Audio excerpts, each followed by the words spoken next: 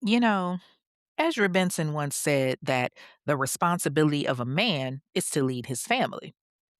And that's true. But you know what? I don't think he meant lead them to death, fam.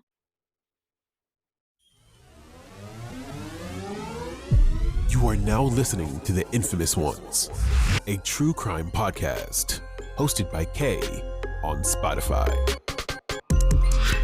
A podcast aimed to uncover and share the stories behind heinous and insane acts that have been overlooked or overshadowed by mainstream media, getting justice for the voices that can't speak. What's up, y'all? It's your girl Kay, and I am the host of The Infamous Ones, a true crime podcast. A podcast designed to focus on crimes committed in the Black community that you don't hear about in mainstream media, giving a voice to those victims that have otherwise been silenced. Hello, hello, hello, everybody. Welcome back to another episode of The Infamous Ones, a true crime podcast with me, Kay, the Texas girl in a Georgia world, baby. Ladies, how y'all feel? Fellas, y'all all right? It's Sunday, May 24th, 2026, and your girl is feeling, I guess, kind of down.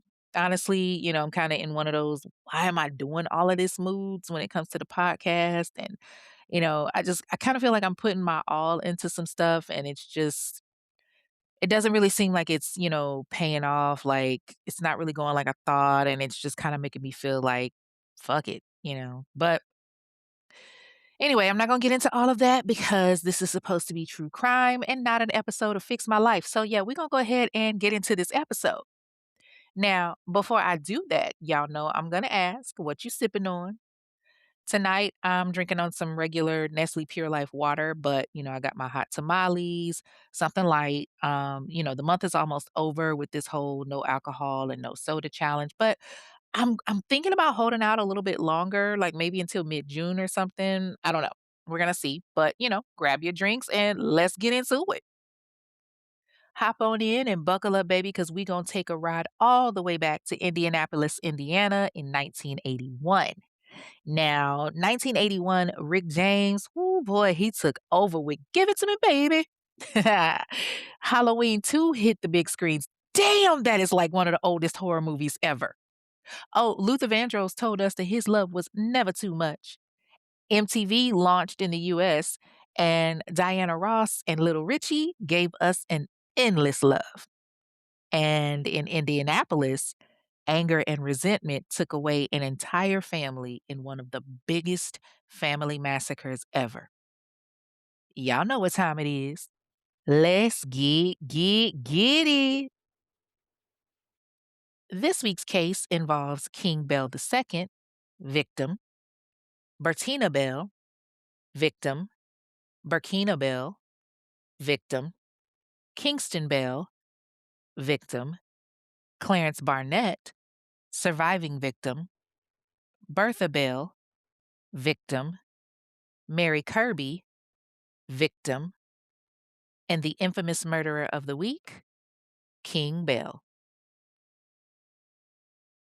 King Edward Bell was born December 3rd, 1949, to James and Mabel Bell in Detroit, Michigan. He had two big sisters, Mary Jo and Janet, and his big brother, James Jr., who went by Cole Daddy. Hmm, that's different. Okay. Now, if you know anything about Detroit in the 1950s, you know it was a place of high hopes and hard lines. And I'm not talking about lines on the street, if you catch my drift. Yeah, y'all catch it now?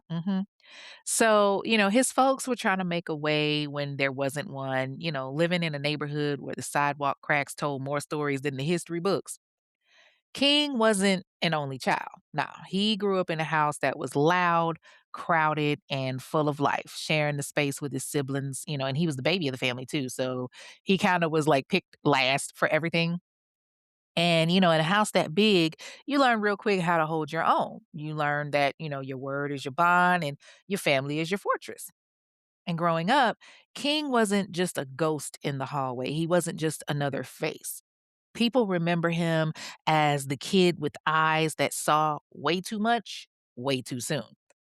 Like the environment that he lived in, it was basically a pressure cooker. You had the Motown sound on one corner and the reality of the hustle on the next. He attended the local public schools, hitting the books at Northern High School. And back then, Northern was like a hub. Like it was like a place where you could find the future leaders and the future legends of the street walking the same linoleum floors. And King was sharp with it. He had a mind that just kind of clicked and figured things out easy and a way of calculating moves before they were even on the board. But the school system in the 1960s wasn't built for a mind like King's. Like, he was like other kids, he was smart, but he was also easily susceptible. You had kids that were getting pulled to the street life. It was rigid and the streets were inviting. By the time he was a teenager, like a lot of kids, he was looking for a way to stack his paper. And at first, he started out on the legal side. He told his parents, he was like, "Listen, mom and pops, I'm trying to make some money. I want to do some things." And so he got a job. Actually, he got a few of them. He spent time working in the auto plants, and I mean, it is Detroit, the Motor City, so yeah, that makes sense. He pulled shifts at the Chrysler plant, feeling the heat of the assembly line. He got grease under the fingernails, all of that, the monotony of the 9 to 5, the whole thing. But that money wasn't stacking up fast enough for King. He wasn't, he was seeing all of his people, they out there getting to the bag and they showing off and, showing him how he need to get into the game. And he's looking like, "Damn, man, I'm tired of seeing my folks struggle. I'm tired of not making no money and busting my ass for nothing." Meanwhile, he got his friends, they riding around in the shiny Cadillacs and wearing the silk suits looking like little pimps, standing out and letting folks know, like, "Yeah, I got that paper." And King wanted that, so he started switching it up. And that transition from the factory floor to the street corner, oh, it wasn't an accident. King had money on his mind and he wasn't slowing up for nobody. He's in his 20s and he took that work ethic from the plant and that grit from the playground and he turned it into something profitable. He became a man, like, just building an empire that would eventually lead to a legacy of violence and a seat at the head of a very dark table. That is until he met Bertha. Bertha Mae Kirby was born August 18th, 1955, to Charles and Mary Alice Kirby in Indianapolis, Indiana. She had a brother, Charles Jr. Now, some of the sites say that she had 9 siblings, but the official sites that I read said she only had one sibling, which was Junior. So that's what I'm going to go with. Now, her mother, Mary Alice Kirby, was a strong, protective Black woman, the kind of matriarch who held the block together and didn't play when it came to her kids. Bertha grew up in a busy, loud, love filled house surrounded by family. It didn't give a lot of information on her father, Charles, but the Kirby household was rooted deep in the inner city community. They were church going people, folks who believed in hard work and, looked out for your neighbor. Growing up as a kid in Indiana, Bertha was known to be full of life. Can we talk about her name does not match her appearance, like, at all? Like, I looked at the picture of her, she don't look like no Bertha. Like, she looked like her name should be, you know, Flossie Mae or uh, Anna or something. Like, she does not look like Bertha. Like, I I don't know, maybe it's because when I hear the name, this is gonna sound so bad, y'all, I'm sorry, but when I hear Bertha, I automatically think of, like, some big back chick. I don't know why I do, I'm sorry. But no offense to anybody if your name is Bertha, I'm sorry. But anyway, people who knew her back then said that she had this vibrant, independent streak. She wasn't the type to just sit back and let life pass her by. She was smart, she was vocal, and she had a spirit that refused to be contained. She attended the local Indianapolis public schools, navigating the halls with her little signature confidence. And even as a young girl, she had big dreams. She didn't want to just survive the city, she wanted to thrive in it. People from her neighborhood remember her being vibrant, always having a quick wit, and possessing this beautiful, contagious smile that could instantly clear the clouds out of a room. She wasn't the type to sit in the corner and blend into the drywall. Bertha had personality, she had dreams, uh, she had style, she had flair, she was there, like, very I know that was the theme song from The Nanny, I'm sorry, but that's how people described her. Like, when it came to her education, Bertha went to school right there in the community, attending the local public schools. She was sharp, always picking up on things quickly, and she carried herself with a sense of pride. And as she transitioned from a young girl into a woman trying to make her own way, she ain't mind putting in the work. But you know how it goes in the city. Sometimes life comes at you fast. And that's how King came at her. Now, the exact timeline of how King and Bertha first locked eyes is kind of a mystery. But what I do know is by the late 1960s, their worlds officially collided. They were both young, driven, and looking toward the future when they made the choice to bind their lives together. King came to her at a time when he was still in them streets heavy, but he told her, he was like, "Baby girl, I want you." They officially tied the knot around 1970, setting out to build a legacy as husband and wife. And he told her, he said, "Look at here, girl, we ain't getting no younger, so we might as well do this. Let's get married." And they did. And right after they said, "I do," woo, in came them babies. She gave birth to King Edwin Bell October 12th, 1975. And baby, when I say she stair stacked them damn kids, they was fucking like rabbits because Bertha stayed pregnant a year after having their first son. The very next year, September 28th, 1976, not even a full year later, whew, she gives birth to their daughter, Bertina Lachelle Bell.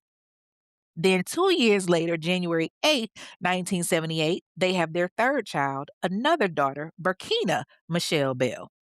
And then their last son, Kingston Edmund Bell, was born March 21st, 1980. Jesus, be some birth control, woo, tubal ligation, everything.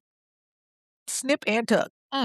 But I guess, it's okay because at the end of the day, they can all play together and, really grow up together. I know a lot of people that stare stack their kids like that. God bless you, because my hot pocket needs to heal.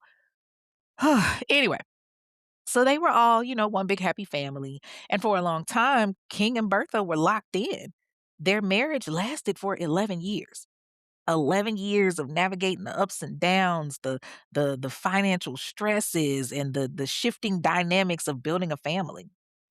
Like in the early days, like a lot of young couples, there was hope. They had a large black scrapbook, a piece of family history that had dozens of snapshots of their good times, their vacations. They were doing family gatherings. They were smiling all the time, vacations everywhere, and of course they were very affectionate with each other because, woo, again, she did have 4 kids back to back on some Drake shit, okay?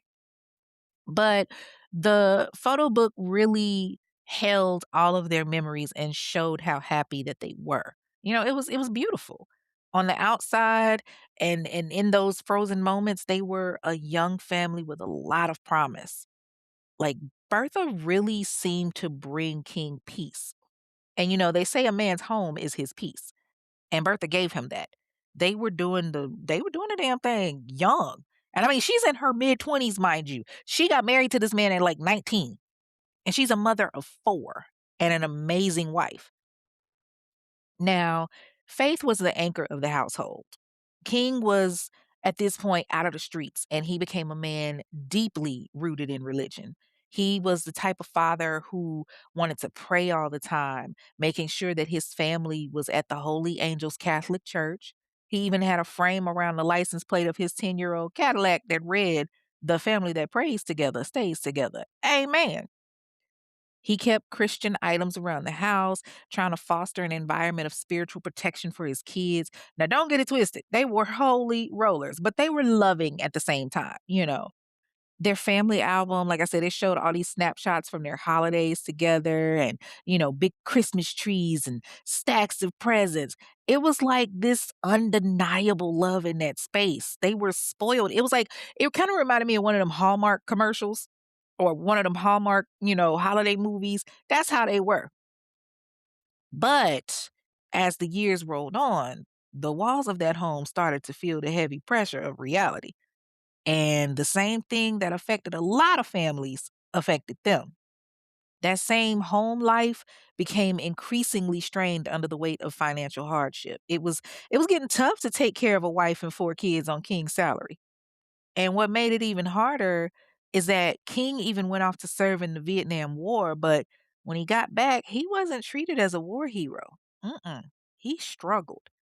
I mean, he managed to, get a job loading and unloading trucks, but when he started losing time on his job, the bills began to pile up. You know, you got 4 kids and a wife and you barely working part-time. The money simply wasn't there. They were drowning in debt. The bills were piling up. The stresses of providing for 4 young kids were mounting, and the pressure was through the roof. And let me tell you something. When a man feels like he's losing his grip on his money and he feels like he can't provide, niggas got a strange way of dealing with it. And usually that means taking it out on everybody around them, even family. And it got to the point that King's behavior became erratic. He was staying up all night, barely sleeping, barely eating, completely consumed by the stress of everything around him. But instead of going to his wife to help him to try to fix it, like, partners, a husband and a wife, he shut her out and turned the household into a damn pressure cooker.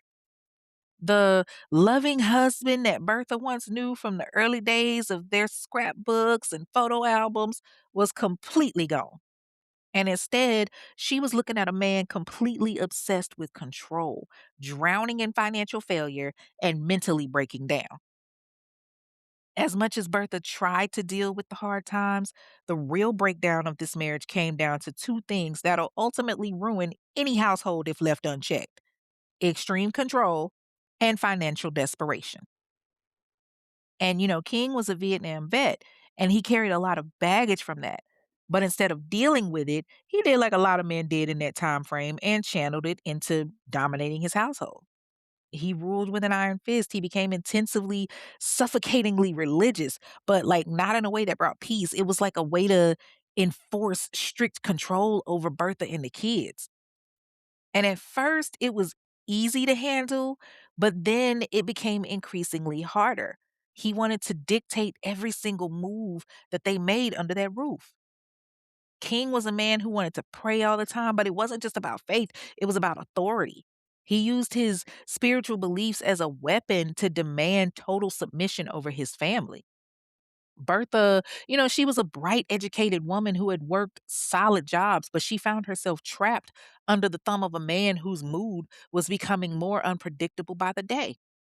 The emotional weight of walking on eggshells in your own living room, not being able to, you know, be at peace in your own house, feeling like you got to walk on eggshells because of your husband every day. Whoo, know it all too well. And it just really started to get to Bertha. It started tearing away at her peace of mind. And that's legit. Like when you live with somebody or you're in a relationship with somebody and they start getting shit fucked up, it eventually transfers to you. If you got to walk around on eggshells all the time or you feel like every little thing that you do or say, they're going to explode, you in turn mentally just break down. Like you're not yourself anymore. And so, as that financial foundation cracked, the marriage crumbled right along with it. And at this point, Bertha realized that the environment wasn't just toxic for her, it was literally becoming dangerous. The psychological warfare, the constant financial strain, and then King's increasingly unstable, frantic behavior made the house unlivable. Bertha saw a man who was completely unraveling, and she knew that she couldn't save him without sinking the whole ship. And like she's trying to work with him. She's trying to be patient. She's trying to be understanding. She's telling him, like, baby, I got you. But he is pushing her further and further away. And so it just gets to the point that she's like, baby, I don't know how much longer I could do this. These kids, they need clothes, shoes, food. And King is trying, but trying ain't enough. And, Bertha's constantly reminding him of what they don't have, and it's getting to the both of them. This man can't provide for his family. The stress altered the entire energy of the house. After 11 years of trying to hold it together, Bertha had enough and she went to King and she told him, she was like, King, I can't do this no more, baby. I can't. I don't want to be with you anymore. And baby, she packed her bags and left. And he told her, he was like, "You can leave. You wanna go out there and be a hoe and go hoe around, go ahead. But you ain't taking my kids with you." And this is where I start to think, No, you done fucked up, right?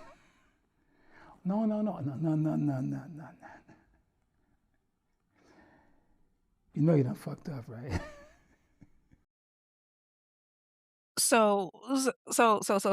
okay, let me get this straight. Nigga, you can't take care of them kids now with Bertha's help.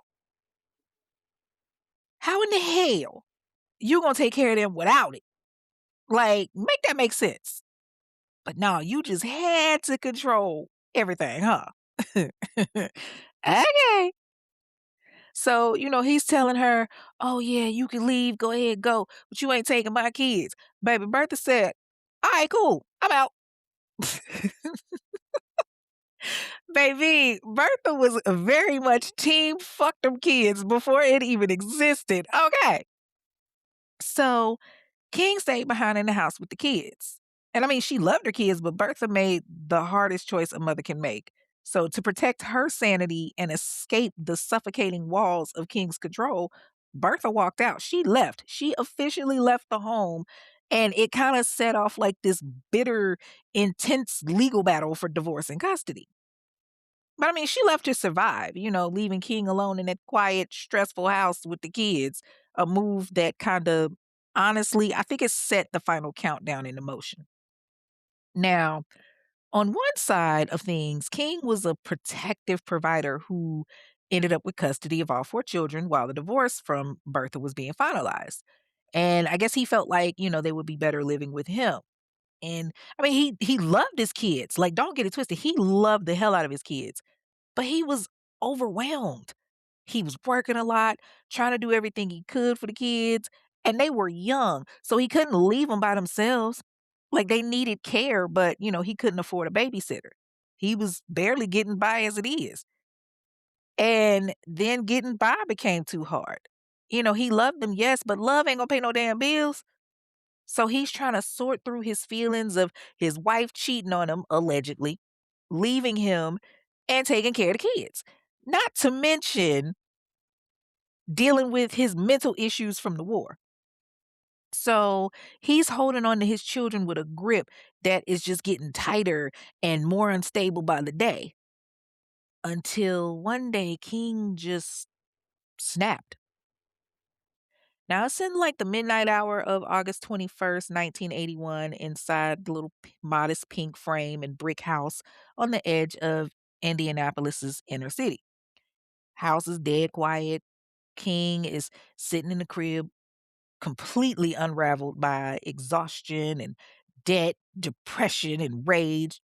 And he's flipping through that large family album and he's looking at all the pictures of the vacations and the Christmas trees.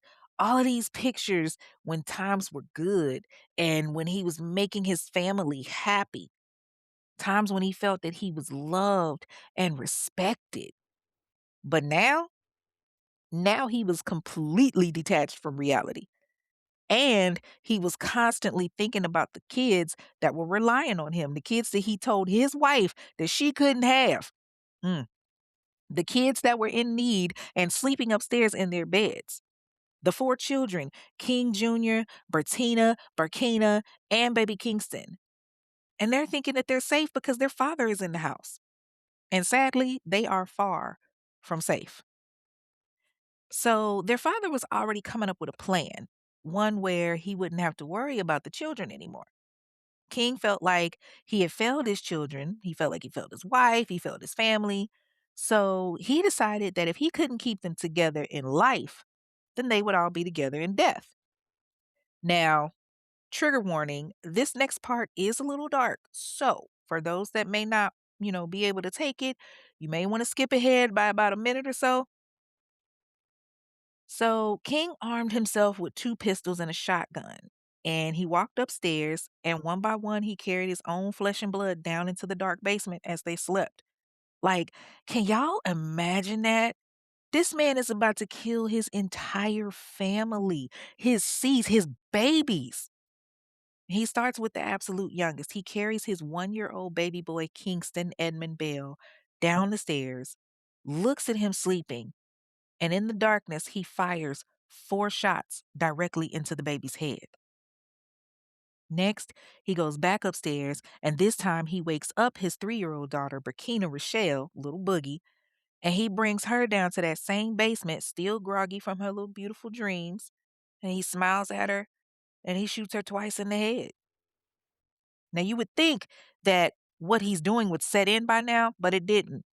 It was like he zoned out or something. He didn't stop. He goes back upstairs for 4-year-old Bettina Michelle, and he carries her down into the bloody basement and fires 2 shots into her head. And then finally, he takes his oldest son, his 6-year-old son and namesake, King Edward Bell II, and he brings the boy down to the basement floor and shoots him 3 times in the head. First of all, how the other babies slept through the gunshots, I don't know. But there are 4 babies executed by the man who's supposed to protect them and take care of them. They were left on a bunk bed, clad in their t-shirts and underwear, and in some twisted, horrific display of his religious obsession, King takes a piece of chalk and scrawls a message on the wall right above the blood-soaked bed that he laid them on, saying, "Jesus, please take these kids." Now, after he done executed his kids, he don't run. He stayed in that house for hours, mind just racing. Hell, it was entirely fractured. He started writing obsessively. He's filling up 24 pages on a legal pad, scribbling on a blackboard in the kitchen hallway. Goodbye. This is the end of a true loving family. For lack of a better word, your boy snapped. He was cuckoo for Cocoa Puffs. Okay. So he writes this crazy delusional suicide note, and he's talking about hearing the voices of the kids, thinking his dead babies were crying out to him saying, "Dad, Dad, I'm cold." Now, I'm pretty sure it was probably, "Dad, please don't shoot me." But, in his mind, they were talking to him. He wrote about how his hands were shaking and how he reloaded the guns to make them die faster so they wouldn't suffer, and how he went back to kiss their bodies because he believed their spirits were already in heaven. He was completely drowning in his own psychological darkness, trapped in the basement with the aftermath of his own hands.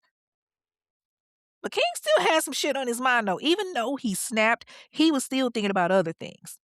And so, like, at this point, it's a few hours later, like 5 o'clock in the morning, and he decides that he wants to do a little bit of traveling. So he takes his little anger act out on the road. He takes a little drive to Clarence Barnett's house. Now, Clarence Barnett happened to be Bertha's new boo. Okay, so apparently they met at one of them liquor houses or after hour spots, and from there, the two of them hit it off. Good old Clarence was reminding Bertha of what she had been missing. He was protective, he was loving, all of that. No wonder she didn't want to go back home to them damn kids. She was winning. A mother of 4 not having to be a mother, shit.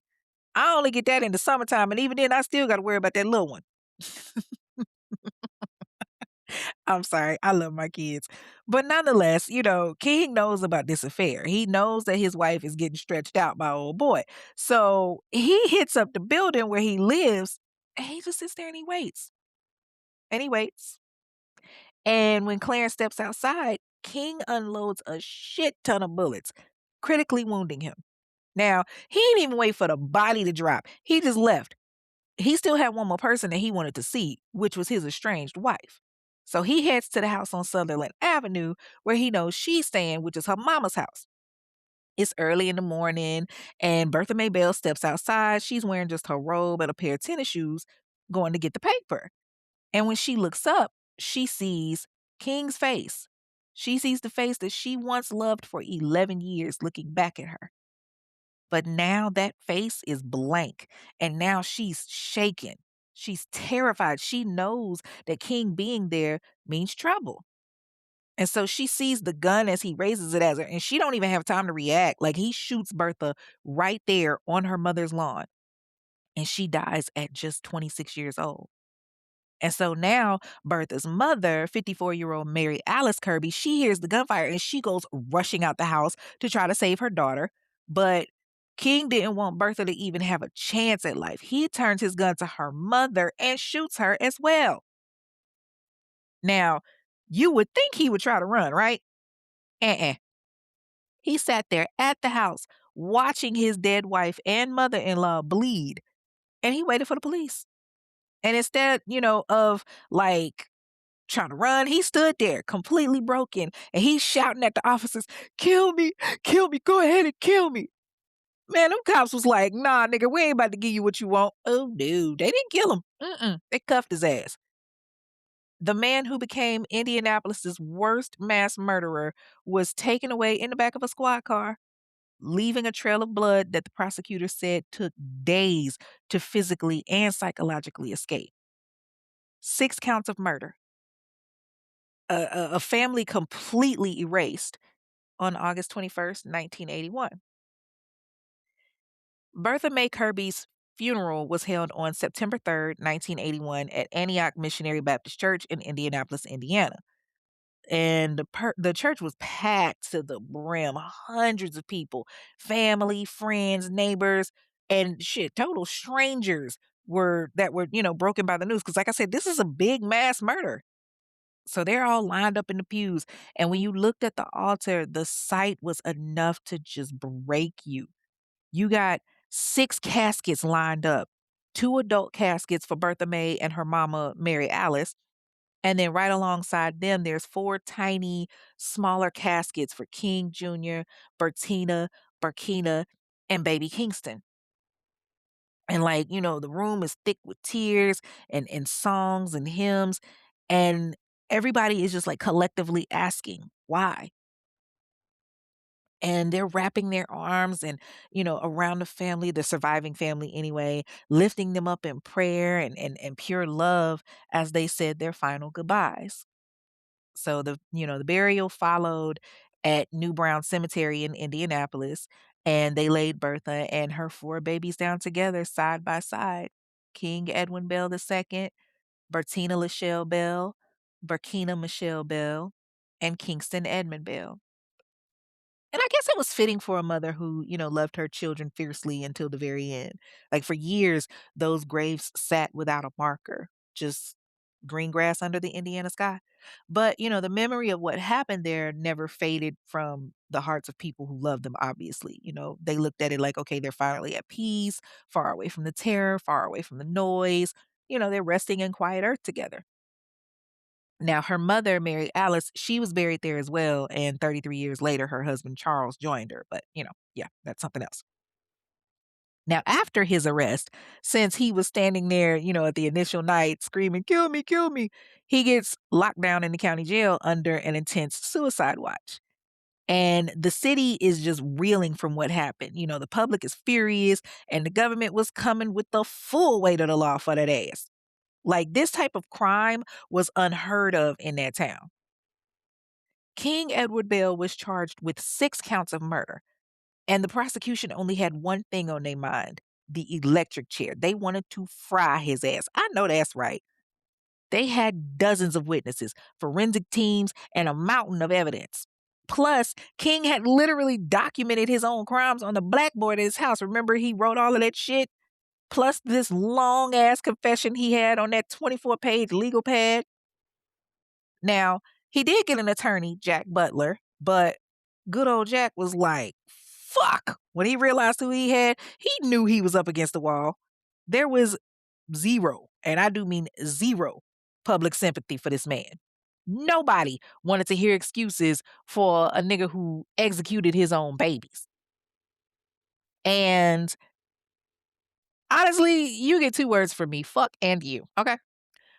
So Jack decided that the only real angle was to question his sanity. Like, oh, well, did King actually understand the nature of what he was doing when he pulled the trigger? I'll answer that. Yes. King was clearly tormented, and honestly, he wanted to die. But Jack didn't believe the state should be the one to execute a man who was clearly out of his mind. So he went to King and he told him, look at here, Mr. Bell. The only way that you can get out of this right now is to plead insanity. Otherwise, you gon' fry.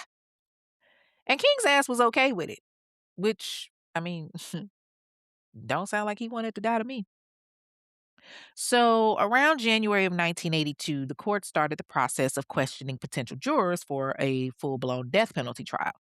But right as things were gearing up, this nigga snaps.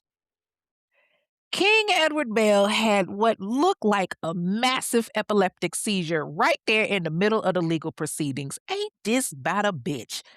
I gotta give it to him. He know how to play the game very well. That bastard was gonna postpone that shit as much as possible. So of course, everything had to come to a screeching halt. The judge, Judge Brewer, had to shut it down and ordered King to undergo immediate psychiatric examinations to figure out if he was even mentally fit to stand trial. And so the doctors, they poked and prodded, trying to map out the shattered pieces of his mind. And it's funny because around this exact time, Indiana had just so happened to put out a brand new statute on the books. It allowed for a verdict called guilty but mentally ill, which is what we know as the insanity defense. The idea behind it is that a person could be penalized, but the state would theoretically promise them psychiatric treatment alongside their punishment. So King's attorney took full advantage of this. He and the prosecutors looked at, the reality of the situation. They looked at that new law. And so they start talking. And King's attorney is like, hey, King might fit the build for this. This seems to describe him perfectly. Maybe we should reconsider going after the electric chair. And so instead of pushing through a long, agonizing trial that would tear the community apart all over again, the lawyers worked out a plea deal. And King Edward Bell stood up in that courtroom and entered a plea of guilty, but mentally ill to all 6 counts of murder. Sick, slick bastard. But it's okay because when it came time for Judge Brewer to sentence King, he ain't take it easy on him. He gave him 160 prison sentence years for all 6 murders. Yes, I said it like that. 160 prison sentence years. Fuck the insanity plea. You still did it. You may not get the electric chair, but best believe you're going to die suffering. And I'm talking about a slow, exhausting lifetime behind concrete walls. They cart King off in handcuffs and transport him to serve his time at the Indiana State Prison. But his lawyer, Jack, was just so worried about King's mental state that he actually wrote letters to every single board member of the State Department of Corrections, begging them to make sure that King got the psychiatric care that he thought, he desperately needed. Because in a regular prison population, a man with that kind of heavy baggage is a ticking time bomb. Okay. So King is locked away, keeping the public safe from his rage and thinking that, he's going to do his time. But I guess he couldn't escape the voices in his own head. And so the state thought that, they had him secured. They thought that they had him locked away for the next century and a half. But King's mind was still trapped in that basement from 1981. He was still hearing those delusions and still carrying the weight of the blood on his hands. And so the psychiatric care his lawyer fought for, well, it wasn't enough to heal what was broken. Because in 1983, just about a year after he was locked away, King Edward Bell decided he was done serving the state's time. He managed to get himself 2 plastic bags. And when he gets the opportunity to be alone in his cell, he places the bags over his head and asphyxiated himself.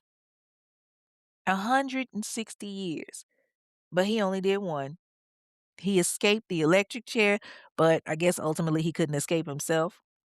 The man who brought a historic bloodbath to Indianapolis died by his own hands in a cold cell, leaving behind a legacy of pure tragedy.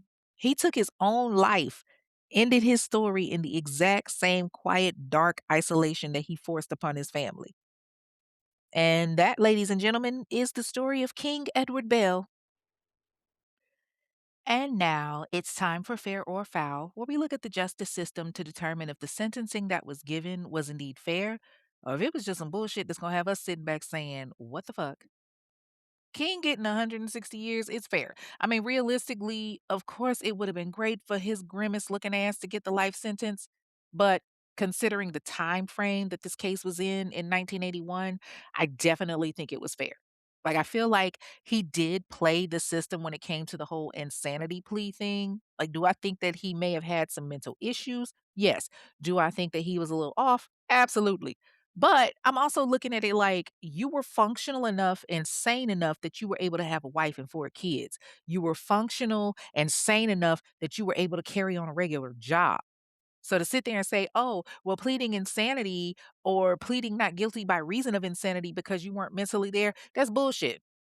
Because if you weren't mentally there, how did you get a job? You basically were fine up until that moment. And then all of a sudden you're mentally ill this whole time. That doesn't even remotely make sense to me. You can't play both sides of the fence. I'm sorry. And yes, I understand that a person can snap, but that's different than mentally insane. I can have a blackout moment and snap. At best, I snapped, but to claim that you're innocent by mental defect is wrong. You weren't diagnosed with any mental illnesses. You can't sit there and say that you want to be this provider and take care of your family, but then turn around and when shit gets rough and you fuck up and make the wrong choice and say, "Oh, I'm not guilty by reason of insanity." No, it don't work like that, fam. You made the choice to get a gun. Guns, okay? If you were insane, you wouldn't have been able to do so. And I know that, I have to remember that this was back in 1981, so things were a little different. I know that it's not as advanced as it is today, but I feel like if he was, tried in today's time frame, it wouldn't have been not guilty by reason of insanity. I feel like it would have been just straight up murder, which is what it was. Like, at no point in time did you stop and say, "Hey, I shouldn't do this." You already had custody of the kids. You chose to take the children. You literally told her, "Bitch, if you leave, I'm keeping the kids." The fuck? You knew that you were struggling to take care of them already. When Bertha said that she wanted to leave, you had the choice to let her go and keep the kids, big dog. She had family that could have helped her. She had her mama and her daddy that would have helped her take care of her kids. But you said no and told her that you wanted custody because you still needed to control something. You didn't have control over her anymore, so you wanted the control over the kids. And that's where you fucked up because you knew that they would do whatever you said. They were little kids. These were babies, you bitch. Oof. I think the oldest one was like 6 years old.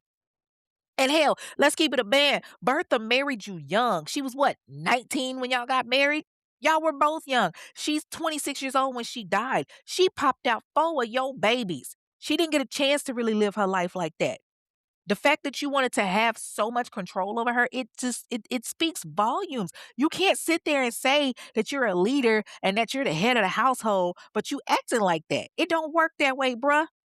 So you getting 160 years, very much doable. Because at the end of the day, you know you weren't supposed to get out. But instead, you took the easy way out and decided to commit suicide. How the hell you were able to get your hands on some plastic bags like that? I'm assuming it's because, again, it's the 80s.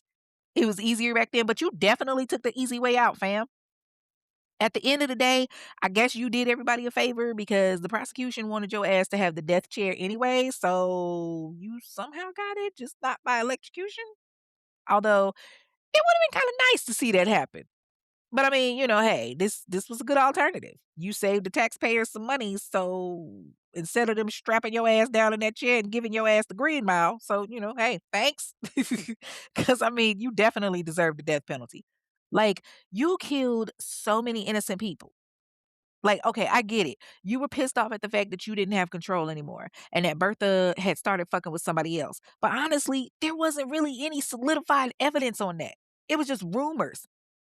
But you decided to go and shoot him too. And luckily he survived because he didn't do anything to you. Hell, what if he didn't even know that you were married to her? What if he didn't know that she even had a husband and kids? He may not have known that, but you came after him. And you know what? It's funny. I say this shit all the time. I always say never go at the other person because in most cases they're innocent. Now, yeah, you do have some cases where a person is fucking around with somebody and they know that that person got a spouse or whatever. And in most cases, in cases like that, I'm not gonna trip if you fuck the other party up. Like, I know this firsthand. During my first trial membership marriage, oh, that nigga used to cheat on me all the time with people that I knew. And yes, I said people because my stupid ass stayed after the first time that he cheated like a dummy. But, I was always wanting to fight them because in that situation, it was like, oh, they knew that we were married. They knew that he was with me. So it was like, all right, I'm fucking both of y'all up. I'm fucking that nigga up and I'm fucking you up too. And then I got some sense about me, obviously. But, there was like one situation where he cheated on me and she didn't know that he was married. I couldn't get mad at her. Like, yo, you might want to be more careful who you open your legs up to, but I couldn't get mad at her. I fucked his ass up.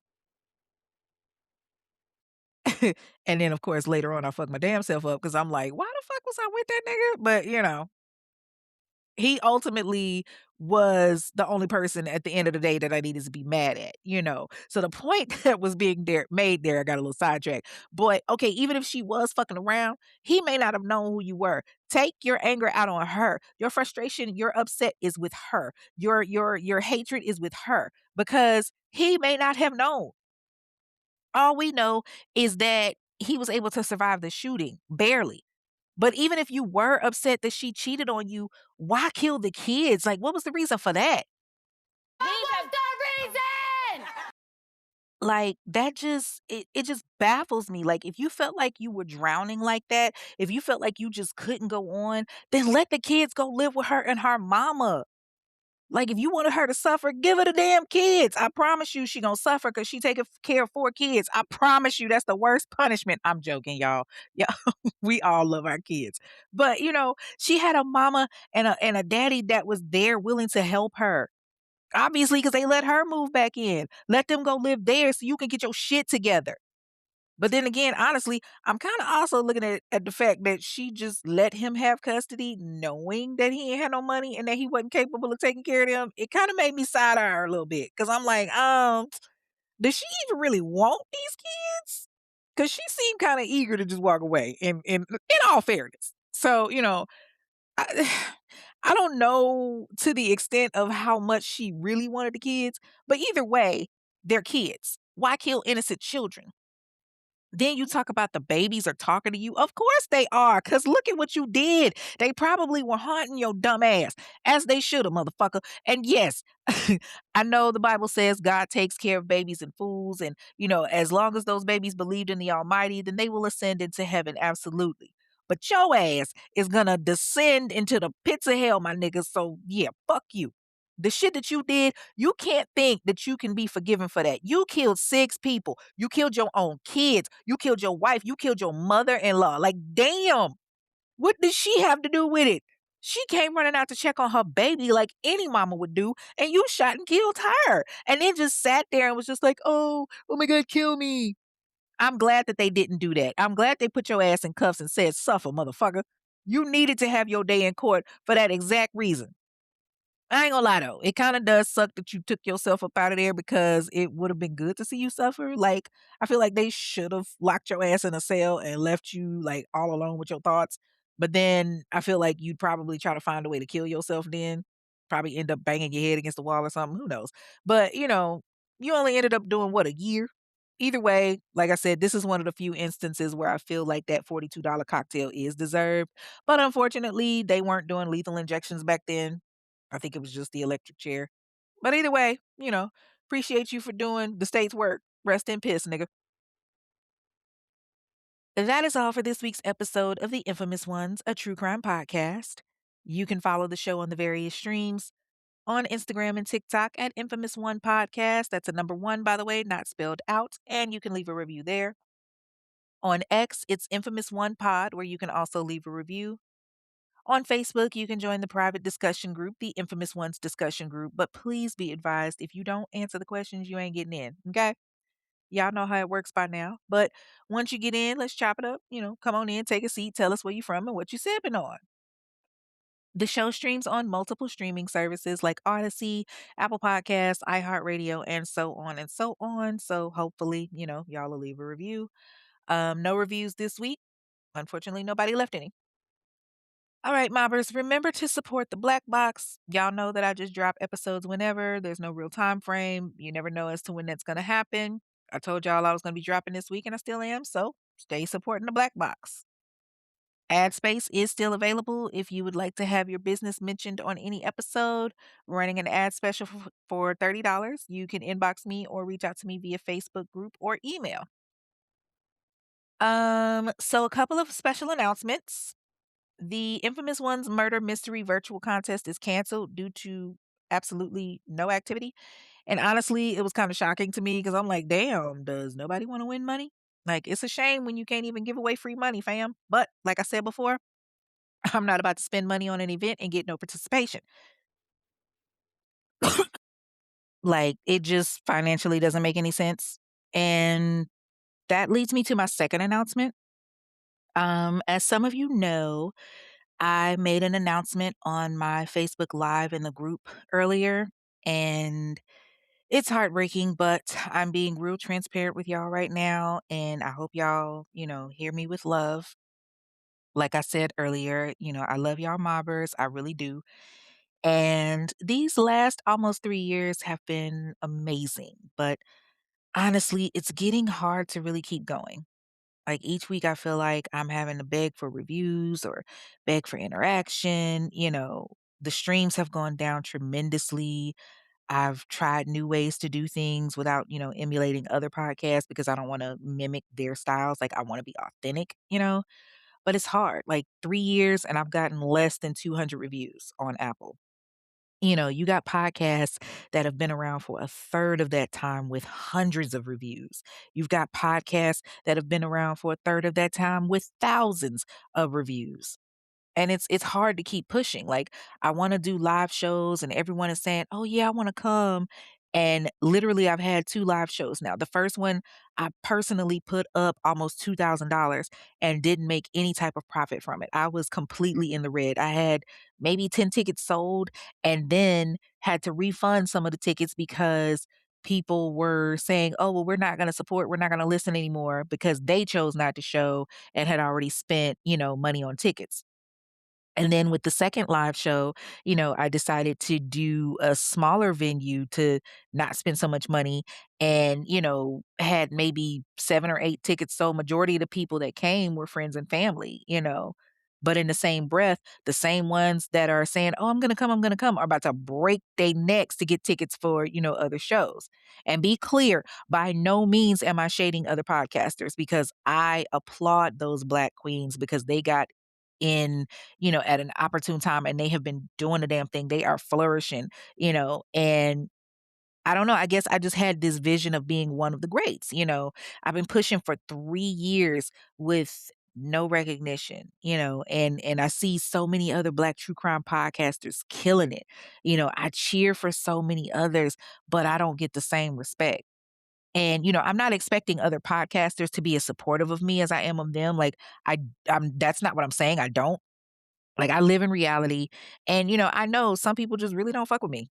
Like I said, I live in reality. If I have to beg people just to leave a review or to listen or to attend a free show, because at one point I was planning to do a free show in Atlanta, was gonna put my own money up, but there was no interest, no participation, no nothing.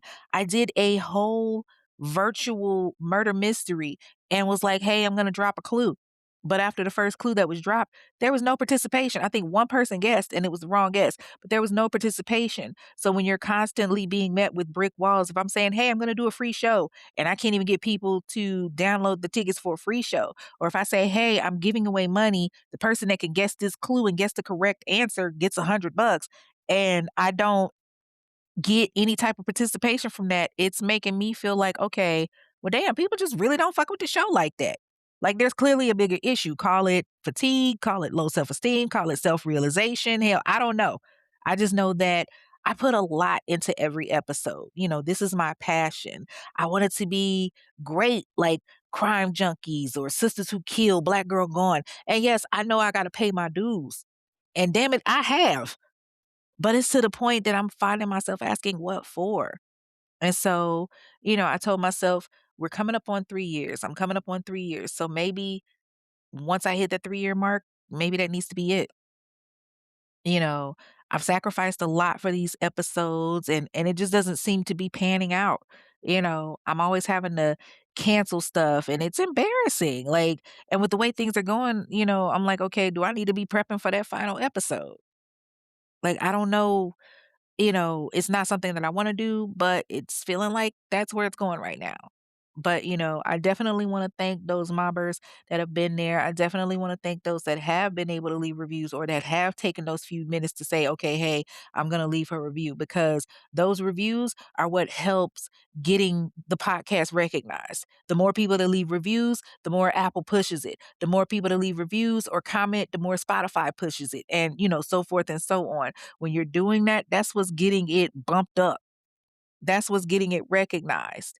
But I'm like, okay, it's not costing you anything to do it. It's not costing anybody anything, but it's frustrating when I feel like I got to beg somebody, hey, can you please leave a review? Can you please leave a review? Like, it's a lot. So now I'm telling myself that when it comes to the 3-year mark, it might just be time to go ahead and drop that last episode and call it what it is. I've had over 100 great episodes. I've had 3 years of amazing work, and maybe it's just not in the cards for me. Who knows? But like I said, I definitely want to, thank you, the mobbers, for listening. You know, Hopefully you continue to listen. Anyway, I'm going to get off of that. Okay. If you want to support the show, or if you're feeling the spirit, meaning that liquor that y'all been sipping on and the water that I've been sipping on, click the link at the bottom of the screen from whatever app you're listening to this episode on and hit listener support to give. You can also donate via the Cash App to $infamous one pod. That's $INFAMOUSONEPOD. Donations will go towards court documentations, interviews, like stuff like that cost y'all. These court documents, sometimes I have to pay out of pocket. Well, I'm always paying out of pocket. The JPay I'm paying out of pocket for. Research I'm paying out of pocket for, because it's not just surfing the web. I don't rely on Chat GPT. I don't rely on AI. I don't rely on, non-credible sources. So yeah. If you have a case that you want to hear more on that you feel has been ignored in the Black community, if you want to inquire about ad space or want to leave a review, send an email to infamous1pod@gmail.com. That's INFAMOUSONEPOD@gmail.com. And once again, people, please share. The podcast is growing by the day and it means the world. So, I'm hoping that you continue to share. I'm trying to get my reviews up, especially on Apple, because it'll really, like, put it out there, and Apple will in turn share it more. So, like Sierra say, run it up. Until then, y'all know what it is. I'm your girl Kay. Thank you for tuning in, and I will see y'all next week with a new episode. Stay mobbing, y'all. Peace. Thank you for listening to this episode of The Infamous Ones, a true crime podcast hosted by Kay. Be sure to like and comment on your favorite podcast platform and subscribe so that you never miss an episode.